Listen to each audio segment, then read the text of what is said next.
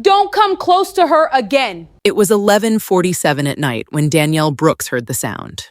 Not a crash, not a scream, just the soft, terrible sound of someone struggling to breathe. She had left her patient, Mrs. Kang, 71 years old, partially paralyzed, completely dependent, sleeping peacefully 40 minutes earlier. She had checked the oxygen monitor. She had double-locked the room. She had done everything right.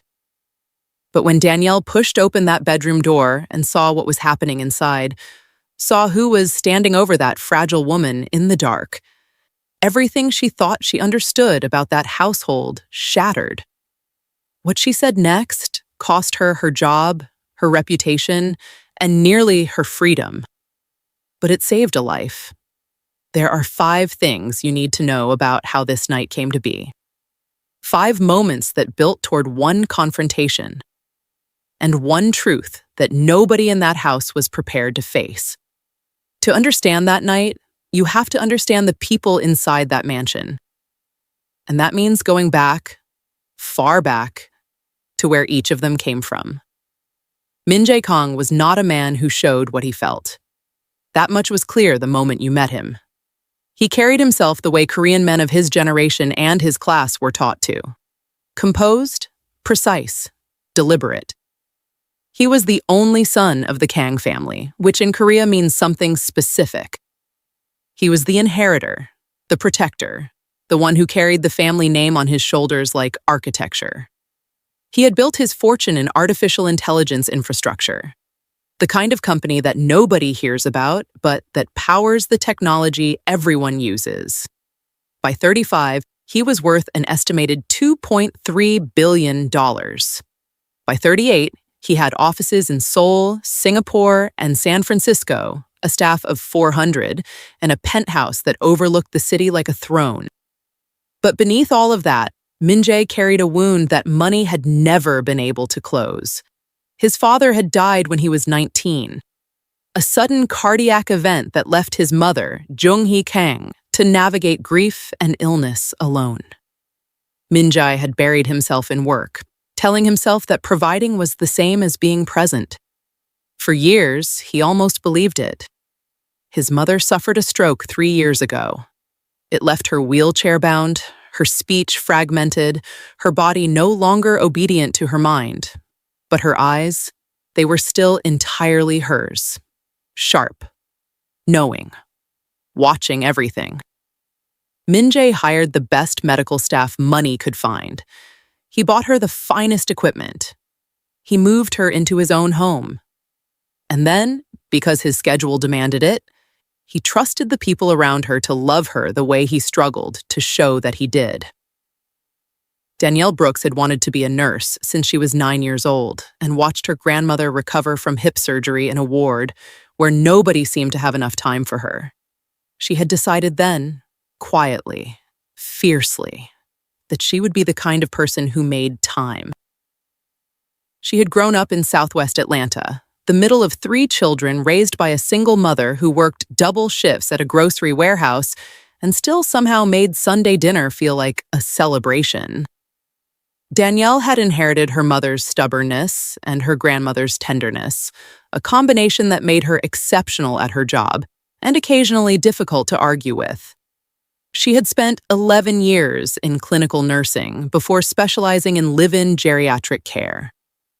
She had sat with patients through their last breaths. She had held hands in the night when no family came.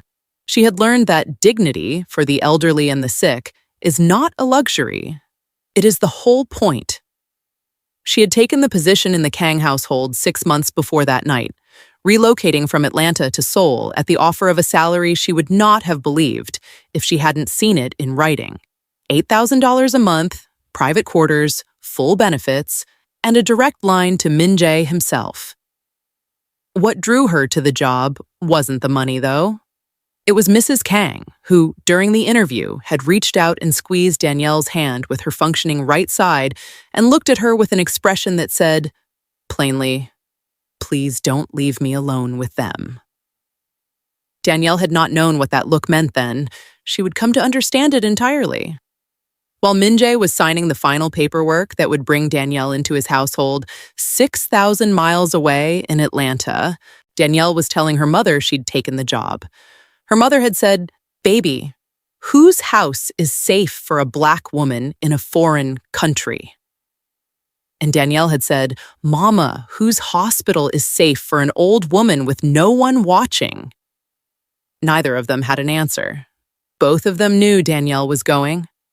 The Kang estate was the kind of home that made you lower your voice when you entered it. Not because anyone asked you to, but because the marble floors and the 12-foot ceilings and the quiet that lived in every room seemed to require it. Danielle arrived on a Tuesday in September. The household manager showed her to her suite, larger than her apartment back in Atlanta, and gave her a schedule so detailed it included the specific angle at which Mrs. Kang preferred her bed reclined. She had smiled at that. She appreciated precision. Mrs. Jung-hee Kang communicated through a combination of her right hand, her eyes, and occasional Korean words that arrived one at a time, effortful as lifted stones. She was not fragile in the way that suggested helplessness. She was fragile in the way that suggested a strong tree after a storm. The roots still holding, the branches rearranged. Within 2 weeks, Danielle had learned her rhythms completely. Morning medication at 7:15, paired with warm barley tea, physical therapy at 10. Afternoon rest with the window cracked, because Mrs. Kang liked the sound of the garden even when she couldn't go to it. Evening news, Korean, which Danielle had begun learning phonetically out of respect, and then the careful, ritual process of settling her patient for the night. It was good work, meaningful work. And Danielle felt, for the first time in years, that she was exactly where she was supposed to be. And then there was Soo-Yun Park. Soo-Yun arrived at the estate 3 times a week, always announced, always dressed as though she had somewhere important to be afterward. She came from the Park family, old money, political connections, the kind of name that opened rooms before you knocked. She was charming in the way that very practiced people are charming. She remembered names, she tilted her head at the right angle when listening, she always complimented something specific. She told Danielle her English was refreshing. She brought Min-Jae's mother imported flowers and arranged them herself in expensive vases. But Danielle noticed, nurses always notice, that Soo-Yun never stayed long in the room with Mrs. Kang when no one else was present. She would enter, perform her warmth, and find a reason to step away within minutes. As though something in that room made her uncomfortable, or as though something about being alone with that woman was a situation she wanted to avoid. Danielle filed it. She didn't confront it. Not yet. She was still new. She was still learning the geography of this household.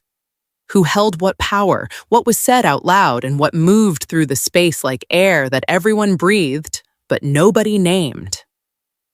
What she did know was this. Min-Jae Kang loved his mother the way a man loves something he is terrified of losing and does not know how to keep. He visited her every evening when he wasn't traveling, sat beside her, read to her sometimes from the financial news she had never cared about, held her hand in a way that was slightly too careful, as though he could break her further by gripping too hard. He was a good son doing an imperfect job, and he had placed his trust, completely, vulnerably, in the 2 women now surrounding his mother. He was about to discover that he had given that trust very unevenly. The first incident happened on a Thursday, 5 weeks after Danielle arrived. Mrs. Kang's afternoon blood pressure medication was missing from her tray. Not misplaced, not dropped, gone. Danielle double-checked the dispensary log, the backup supply, the entire medicine cabinet. The pill that should have been there at 2 p.m. simply was not. Soo-Yun had visited that morning. She had offered, pleasantly helpfully, to check on Mrs. Kang while Danielle took her lunch break. Danielle had been gone 40 minutes. She documented it.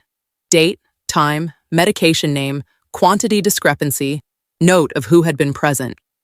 She reported it to the household manager.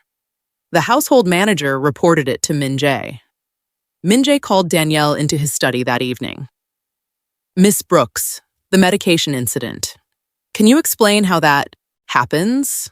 she explained. Calmly. Precisely. She showed him the documentation. "I appreciate your records," he said. "But this is the first time something like this has occurred in this household. I need to understand if there's a gap in your process."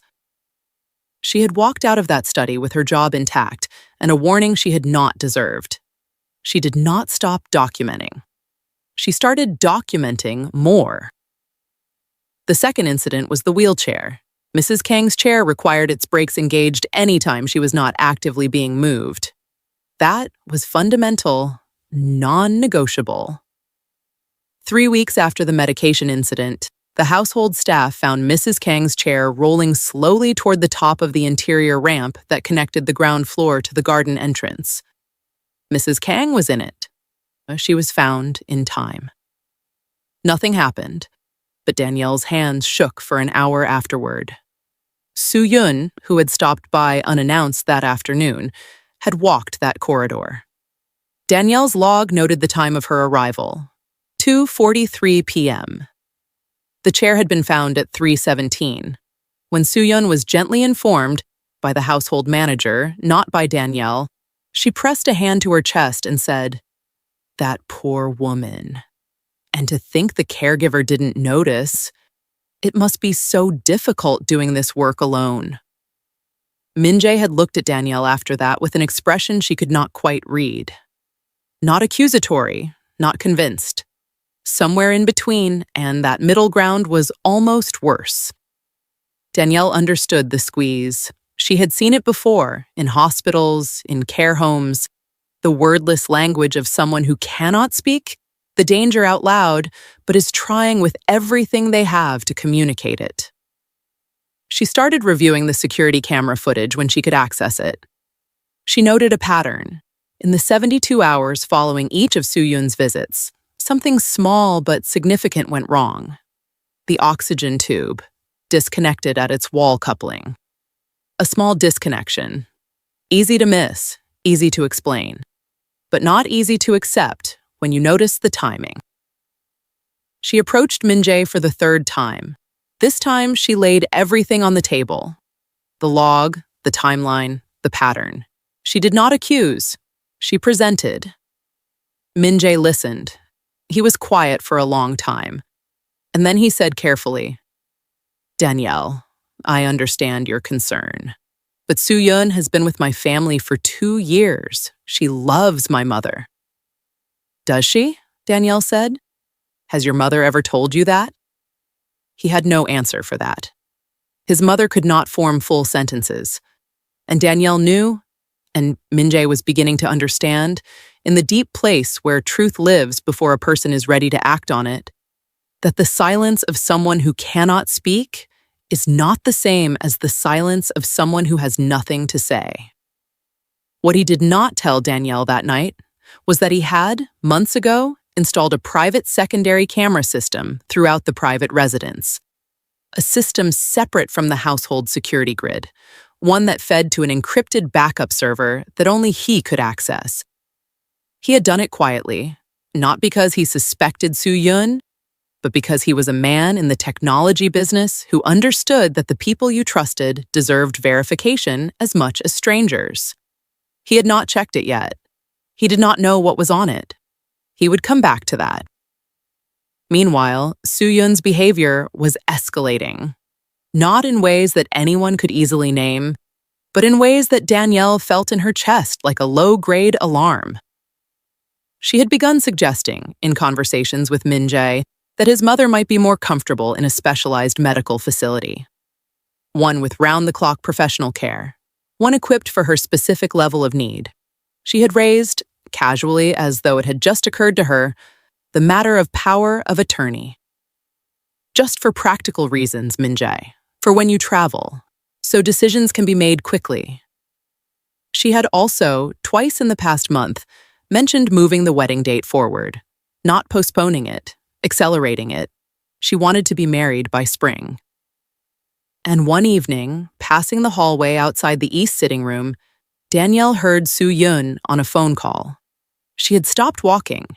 She had heard only a portion, but it was enough. Once we're married, everything transfers. That's how the estate law works. I've had it confirmed. She stood there for a long moment. Then she went back to her room, opened her notebook, and wrote down the time, the location, and every word she could remember. She did not sleep that night. She was weighing something that most people never have to weigh: the cost of speaking against the cost of silence. She could report what she'd heard and be dismissed, possibly fired, for listening in on a private call. She could stay quiet and keep her position. Or she could stay alert, and wait for the moment when the truth revealed itself in a way that could not be explained away. She chose to stay.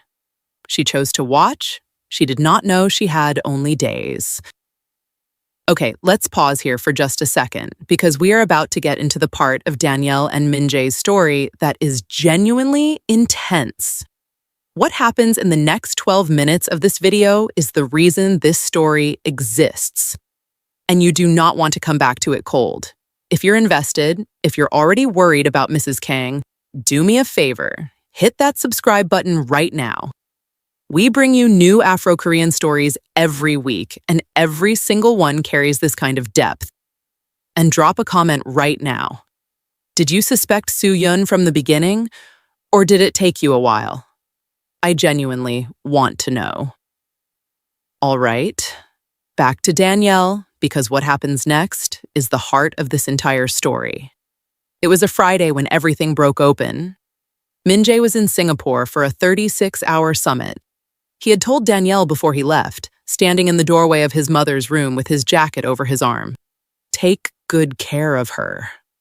She had said, I always do. She had meant it as reassurance. In hindsight, she wondered if some part of her had meant it as a vow. She was reviewing the overnight medication schedule at 11:30 when the lights in the east wing flickered. Once, twice, then stabilized.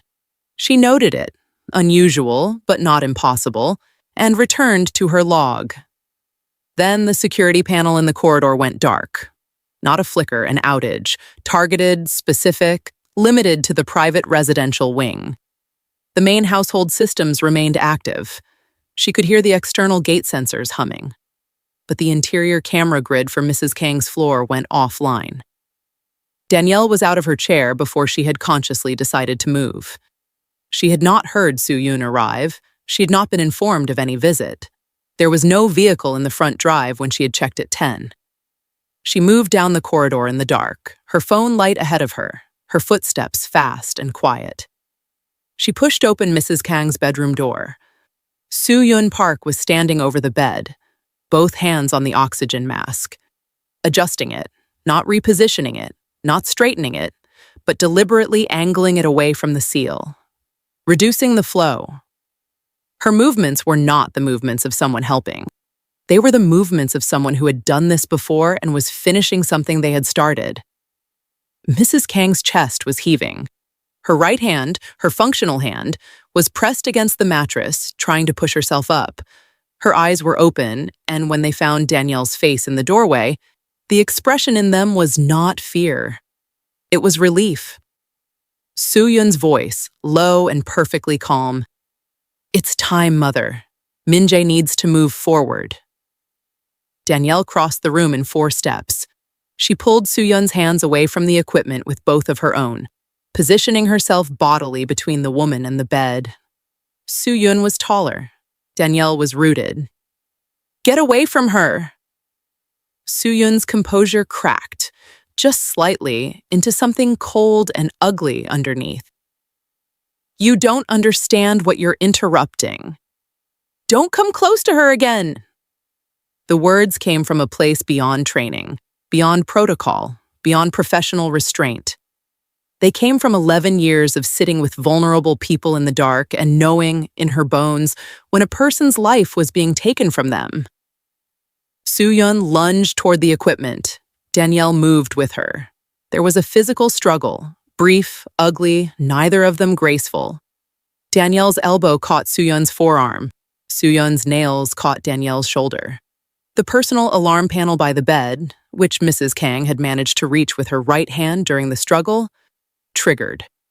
It screamed into the silent house. Within 4 minutes, 3 members of the household security staff were in the room.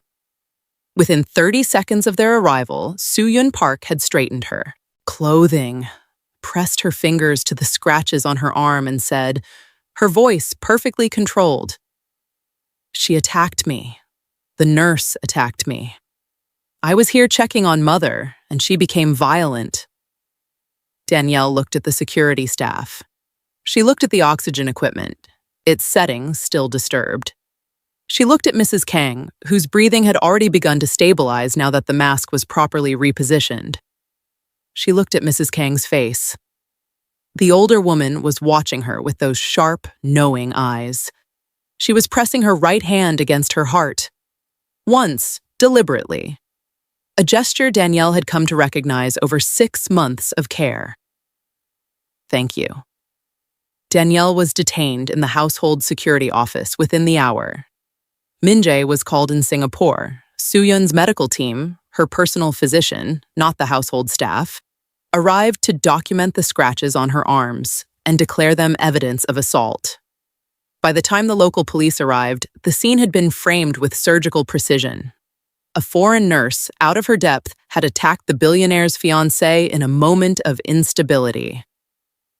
Min-Jae arrived back in Seoul at 6 in the morning. He walked into the household in a state that Danielle had never seen on him. Undone. His tie was loose. His eyes were raw from a flight he'd clearly spent in turmoil. Soo-yeon met him at the door. She was dressed perfectly. She took his arm and spoke quietly for several minutes before he saw Danielle. When he finally came to her, his expression was the most painful thing Danielle had encountered in that house. And she had encountered a great deal. He said, "Danielle, I need you to understand how serious this is." She looked at him. She thought of Mrs. Kang's hand pressing against her heart. She thought of 6 months of documentation sitting in a notebook in her room. She thought of the phone call in the hallway. "Once we're married, everything transfers." She said, "Min-Jae, before you say anything else, check the backup server." He stared at her. "The private one, not the household system. Your personal backup server. Check it before you decide anything." She was terminated that morning. Her access card was deactivated. A household driver was arranged to take her to a hotel. She packed her suitcase in 20 minutes. The same suitcase she had packed in Atlanta 6 months ago when her mother had asked, "Whose house is safe for a Black woman in a foreign country?" She did not look back at the house. She did not have to. She had already left everything she needed to leave, including, somewhere on a server in Min-Jae Kang's private office, the truth. Now she had to trust that he was capable of finding it. He almost didn't open it. That is the truth of it. The part that Min-Jae would later admit to people he trusted. He sat in that office for 46 minutes before he opened the backup system. Because there is a particular kind of person who would rather not know than know something they cannot come back from. But he was also a man who had watched his mother try, with her limited body and her fragmented speech, to communicate something for months. A man who had chosen, each time, to interpret her distress as the residual effects of her stroke, rather than the message she was trying to send. He could not do that anymore. He started 3 weeks back, the night of the oxygen tube incident. He found Soo-yeon in the corridor outside his mother's room at 1:14 in the morning, a visit she had never mentioned on a night when she had not been invited. He watched her hand disconnect the tube at its wall coupling. She had checked the doorway before she did it. She had not seen the camera. He moved through the files systematically. An hour passed. 2. His coffee went cold, untouched. He found the medication incident, Soo-yeon palming the pill from the tray while Danielle was at lunch, slipping it into her pocket without hesitation. He found the wheelchair brake, her hand on the lever, a quick, practiced movement, and then her expression afterward as she walked away. Clear, unbothered, arranged. He found the whispered conversations beside his mother's bed during visits when everyone else was out of the room. His mother unable to respond verbally. Soo-yoon's voice low but legible on the audio. "You've lived a long life. Min-Jae needs someone to build a future with. You understand that, don't you?" He found last night. He watched all of it. He watched Danielle come through that door. He watched what Danielle stopped. He sat still for a long time. Outside the window, Seoul was going about its morning in full daylight. Inside this room, Min-Jae Kang was quietly being remade by the weight of what he had not seen and what a woman he had fired had been protecting his mother from the entire time she was in his employ. The call to his private attorney lasted 11 minutes. He requested full financial disclosure on Soo-yoon Park. Specifically, any debts, any estate-related legal inquiries, any transfers or filings related to his family's holdings in the past 18 months. The report arrived by afternoon. Soo-yoon Park had accumulated 63 million won in private gambling debts, concealed through a series of shell accounts and a close associate who managed the payments. She had consulted twice with an attorney who specialized in international estate transfers, consultations that had occurred 8 months and 4 months before this week. She had made a preliminary inquiry through an intermediary about dual residency financial provisions in the case of a spouse's bereavement. She had not been planning to love his mother back to health. She had been planning to outlast her. And when outlasting had taken too long, she had begun helping it along. Min-Jae called the police at 4:47 in the afternoon. Not the household security team. Not a private attorney. The police. Soo-yoon was at the estate when they arrived. She had returned that afternoon, composed and confident, carrying imported flowers and behaving as though the previous night had been resolved in her favor. When she saw the officers, her composure shifted. Just briefly. Just enough for Min-Jae to see the thing underneath it that he had never allowed himself to see before. She tried once more to perform. She reached for his arm. She said, "Min-Jae, whatever they've told you, you know me. You know I love your mother." He stepped back. "No," he said quietly. "I don't think I do." She was charged with attempted murder and financial fraud before sundown. In the garden that evening, Min-Jae wheeled his mother outside for the first time in weeks. The light was going golden over the stone walls and the late-season chrysanthemums. His mother looked up at the sky with her eyes half closed, and Min-Jae sat beside her and held her hand. Not carefully this time, not anxiously. He held it like a man who understood, finally, what it meant to hold on. She pressed his hand twice with her functioning fingers. He pressed back 3 times. They stayed there until it was dark. Min-Jae called Danielle 48 hours after she had left the estate. She picked up on the second ring. He did not begin with explanation or context. He said immediately, "You protected my mother when I couldn't. I am sorry it cost you what it did. I'm sorry I didn't listen sooner." She was quiet for a moment. Then, "How is she?" "She is herself," he said. "She is asking for you." Danielle returned to the estate 4 days later. Not to the same position. Min-Jae offered her the directorship of a new medical foundation he was establishing in his mother's name. A full-time advocacy and care resource for elderly patients in Korea who did not have family to speak for them. It would be staffed, funded, and headquartered in Seoul. It would start with a budget of $12 million. He wanted her to build it. She accepted.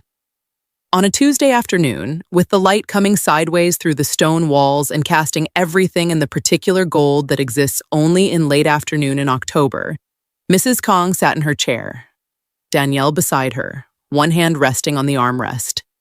Min-Jae walking slowly behind, pushing the chair, looking at the two of them with an expression that had no word in Korean or English, only the universal grammar of a man who almost lost everything and is holding it, at last, carefully. Thank you for watching. Hit subscribe and turn on all notifications.